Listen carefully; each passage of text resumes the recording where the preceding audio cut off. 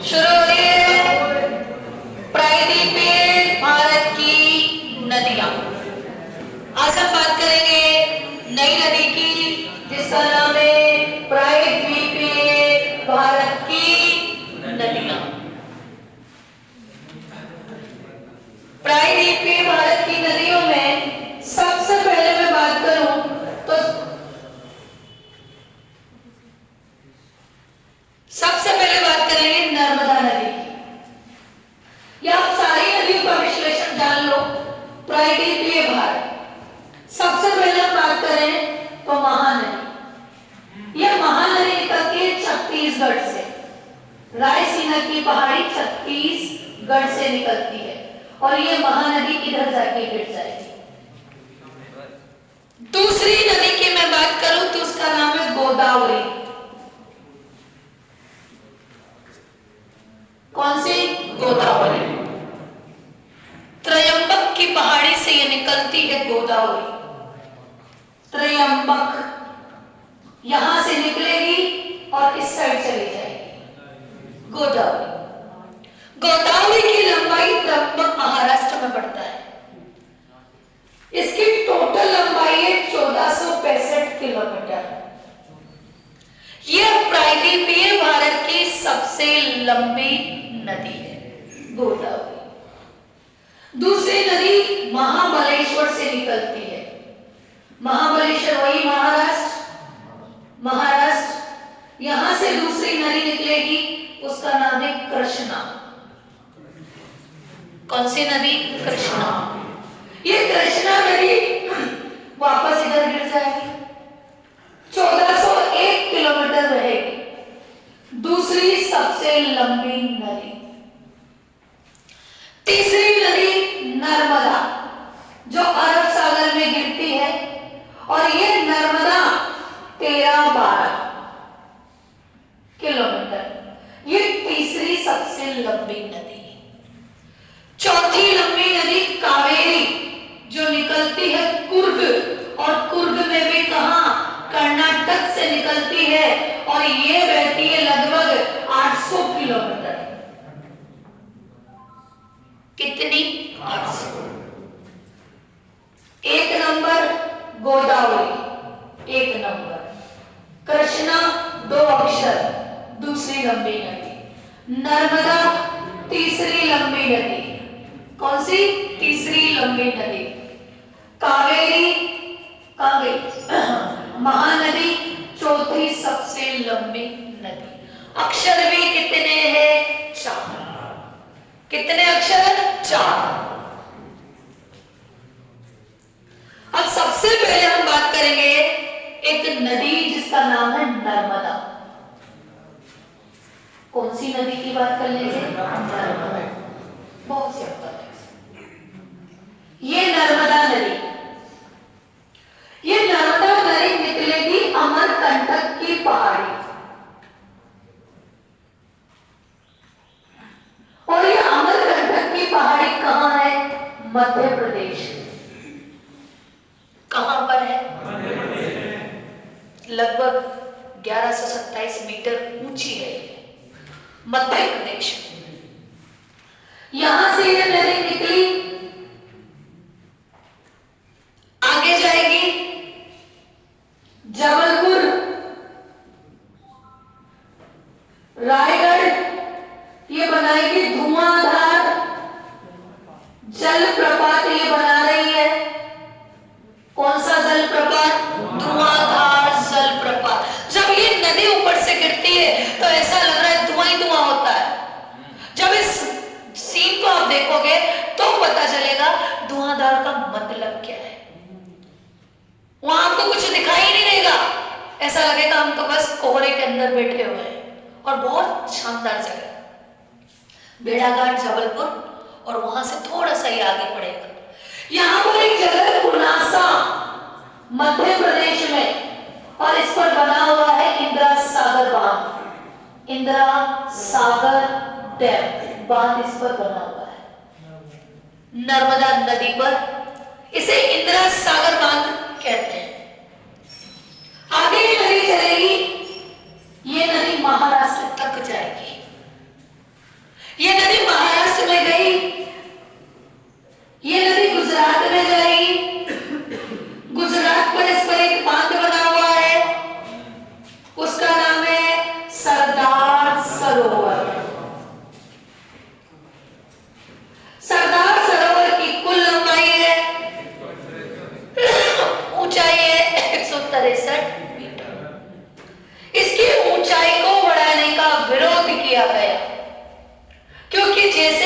बांध की ऊंचाई बढ़ती है, वहां के आसपास के गांव नदी की डूब में या बांध की चपेट में आ जाते हैं।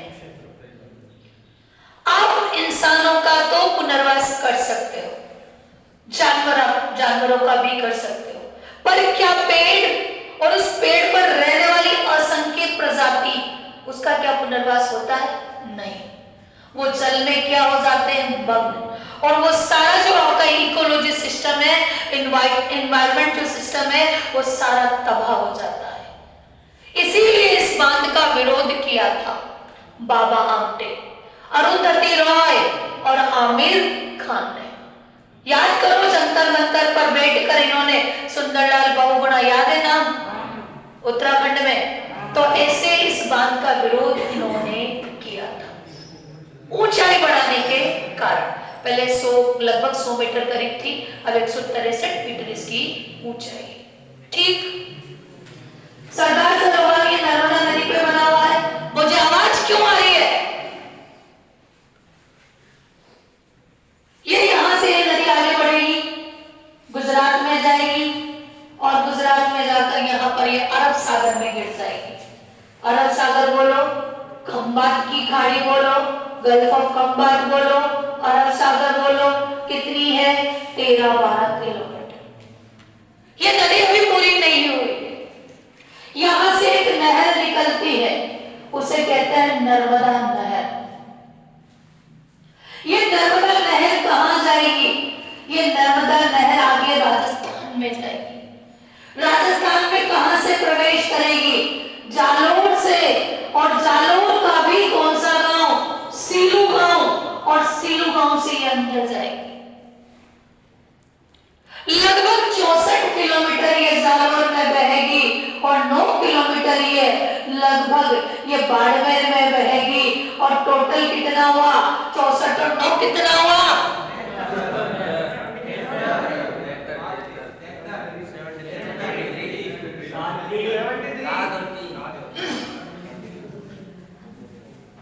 ये लगभग 74 किलोमीटर बहेगी। मैंने बढ़ाई, लगभग 74 किलोमीटर बहेगी। टोटल लंबाई है 532 किलोमीटर और इससे पानी मिलेगा 0.5 MAF। किसको मिलेगा? राजस्थान को मिलेगा। और इससे क्या होगा?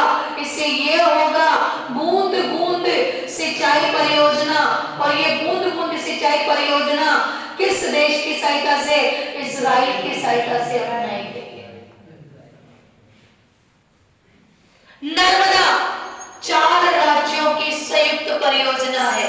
मध्य प्रदेश रहेगा, राजस्थान भी रहेगा, गुजरात भी रहेगा और महाराष्ट्र भी रहेगा। पर क्वेश्चन आ जाएगा, नर्मदा से सर्वाधिक लाभान्वित राज्य गुजरात। बांध किस पे है? गुजरात में। तो सर्वाधिक लाभान्वित भी कौन होगा?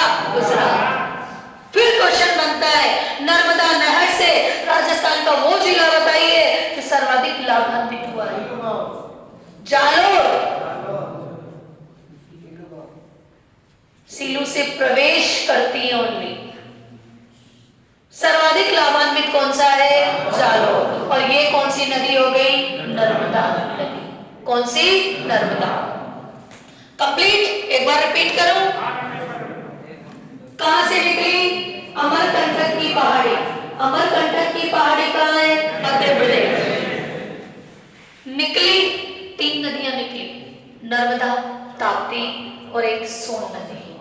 3 नदियां। ठीक है, ये यहां से निकली, आगे चली, जबलपुर रायगढ़ में भी ये जाएगी, यहां पर आगे बनाएगी धुआंधार जलप्रपात। इस पर पुणे से MP में इंदिरा सागर बांध बना हुआ है। ये नदी आगे चलेगी और आगे ये बहती हुई महाराष्ट्र और गुजरात होती हुई ये अरब सागर में गिर जाएगी 13-12 किलोमीटर। कितनी? 13-12 किलोमीटर। ये ताप्ती नदी यहां से नर्मदा नहर निकली, राजस्थान में प्रवेश करेगी, जालोर। और जालोर का कितना कौन सा गांव? सीलू गांव। यहां से वसुंधरा राजे जब इससे पहले मुख्यमंत्री बनी थी 2004 के आसपास, तब ये नहर प्रवेश करवाई गई थी और सेलू गांव यहाँ से आई और सेलू गांव से ये जालोर और बाड़मेर में होती हुई पानी को सप्लाई किया। जालोर में 65 किलोमीटर बहती है, बाड़मेर में 9 किलोमीटर बहती है, टोटल 74 किलोमीटर बहती है। 532 किलोमीटर नर्मदा नहर की कुल लंबाई है। 0.5 MAF ये पानी राजस्थान को मिलता है। इससे बूंद बूंद सिंचाई परियोजना चालू की गई है। ये इजराइल की पद्धति है, फव्वारा पद्धति है। इससे फसलों को बहुत लाभ होता है। तो ये कौन सी नदी? नर्मदा। एक नदी और है ताप्ती नदी, वही बैतूल की पहाड़ी से निकलेगी। यहीं से क्या हटा देती हूँ। ये ताप्ती नदी कहां से? मध्य प्रदेश। कहां से? बैतूल की पहाड़ी से, और ये इधर आके गिर जाएगी। लगभग 730 किलोमीटर या 723 किलोमीटर के लगभग है और अरब सागर में गिरने वाली दूसरी सबसे लंबी नदी। इधर की नदियां अरब सागर में गिरेगी, इधर की नदियां बंगाल की खाड़ी में गिरेगी। किसमें गिरेगी? बंगाल की खाड़ी। तो ये थी अरब सागर में गिरने वाली नदियां। एक बार बात कर लेते हैं बंगाल की खाड़ी में गिरने वाली नदी। ये कौन सी नदी बताई थी मैंने? गोदावरी। और गोदावरी कहां से निकली? ये निकली त्रयंबक, महाराष्ट्र। ठीक है, ये नदी आपके इधर गिर रही है। इधर से एक साइड नदी आएगी मंजीरा, जिस पर बांध बना हुआ है निजाम सागर बांध इस पर बना हुआ है। ये नदी इस तरह से जाएगी, इस तरह से गिर जाएगी। इस नदी में गिरेगी प्राणहिता, पेनगंगा, वर्धा और वेनगंगा। ये सारी इसकी सहायक नदियां हैं और इसमें गिर जाएगी। इस तरह आएगी, एक में ये और ये सारी गोदावरी में आके गिर जाएगी। टोटल कितनी बताई थी? 1465 किलोमीटर। कौन सी नदी है? जोर से बोलो। अगली नदी कौन सी है? कृष्णा। क्रम नहीं है, क्रम मैं अभी बताऊंगी। कृष्णा कहां से निकली? महाबलेश्वर से निकली, ये गिरेगी, वो इधर आके गिर जाएगी। कितनी है? 1401 किलोमीटर, दूसरी सबसे लंबी नदी। ठीक है, तीसरी नदी कावेरी। कहां से निकली? ब्रह्मगिरी की पहाड़ियां, और ब्रह्मगिरी की पहाड़ियां कहां पड़ेगी? कुर्ग, और कुर्ग कहां पड़ेगा? कर्नाटक। लगभग 801 किलोमीटर है। एक नदी और है वेंगई नदी, ये तमिलनाडु से निकलती है और इधर ही चली जाती है। अंतिम नदी वेंगई नदी। एक नदी और बीच में आती है, इनमें पेन्नार नदी। इधर मैं दूसरा बना देती हूँ ताकि नदी का क्रम तो मैं उत्तर से दक्षिण भी याद रहे। ये नदियां क्रम से याद रखनी है। जब आपका टफ एग्जाम होगा तब आपसे उत्तर से दक्षिण का क्रम पूछेगा। सबसे पहले कौन सी नदी? महानदी। छत्तीसगढ़ रायसीना के बाढ़ से निकलेगी और उड़ीसा में जाकर डेल्टा बनाएगी। इस पर बांध बना हुआ है, महानदी पर हीराकुंड बांध बना हुआ है और भारत का सबसे लंबा बांध है ये हीराकुंड। छत्तीसगढ़ से यहां से निकलेगी, हीराकुंड बांध बना हुआ है और उड़ीसा में आकर ये डेल्टा बनाती हुई नदी गिर जाएगी। हीराकुंड बांध भारत का सबसे लंबा बांध है। कौन सा बांध है? सबसे लंबा बांध है। कौन सा बांध? हीराकुंड बांध। फिर हीराकुंड के बाद, महानदी के बाद कौन सी नदी? गोदावरी। फिर कौन सी नदी? कृष्णा। फिर कौन सी नदी? पेन्नार। फिर कौन सी नदी? कावेरी। और फिर कौन सी नदी? वेंगई नदी। और ये नदी का क्रम सही है। उत्तर से दक्षिण में अगर नदी का क्रम लिखना है तो आपको यही क्रम लिखना होगा। नंबर 1 नंबर 2, नंबर 3 पे कौन सी थी? नर्मदा, और नंबर 4। ये लंबाई के आधार पर क्रम है। गोदावरी को कहते हैं, गोदावरी को कहते हैं बूढ़ी गंगा, बूढ़ी गंगा, या क्या कहेंगे? दक्षिण की गंगा, दक्षिण की गंगा। और कावेरी को कहेंगे दक्षिण भारत की गंगा। ये अंतर जान लो, दक्षिण भारत की गंगा। और मोस्ट ऑफ एग्जाम में ये क्वेश्चन आता है, दक्षिण भारत की गंगा किसे कहते हैं? कावेरी को। और दक्षिण की गंगा कौन है? गोदावरी। बूढ़ी गंगा कौन है? गोदावरी। और अंतिम दक्षिण भारत जो अंतिम स्टेज पर आएगा उसकी गंगा कौन है? कावेरी, कावेरी। और कावेरी को लेकर बड़ा विवाद रहता है। KKT, don't repeat your words. KKT Karnataka और तमिलनाडु के मध्य विवाद जो है कौन सी नदी को लेकर है? कावेरी। और ये एग्जाम एसएससी हो, रेलवे हो, कोई सा भी एग्जाम हो, ये क्वेश्चन डालेगा। केकेटी, कावेरी को लेकर कौन से 2 राज्यों में विवाद है? कर्नाटक और तमिलनाडु में। इन दोनों में ज्यादा विवाद है, 5 राज्यों में बहती है। यहां से निकली, कर्नाटक में बहेगी, केरल में बहेगी, तेलंगाना में बहेगी, आंध्रा में बहेगी, तमिलनाडु में भी बहेगी। और ये 5 राज्य पानी को लेकर झगड़ते हैं। पर जो सबसे जो बड़ा विवाद है वो इन दोनों के बीच में। और इस पर एक जल प्रपात बना हुआ है, उसका नाम है शिव समुद्रम जल प्रपात। शिव समुद्रम जल प्रपात इसी कावेरी नदी पर बना हुआ है। तो ये सारी थी प्रायद्वीपीय भारत की नदियां। और अब हम लिखेंगे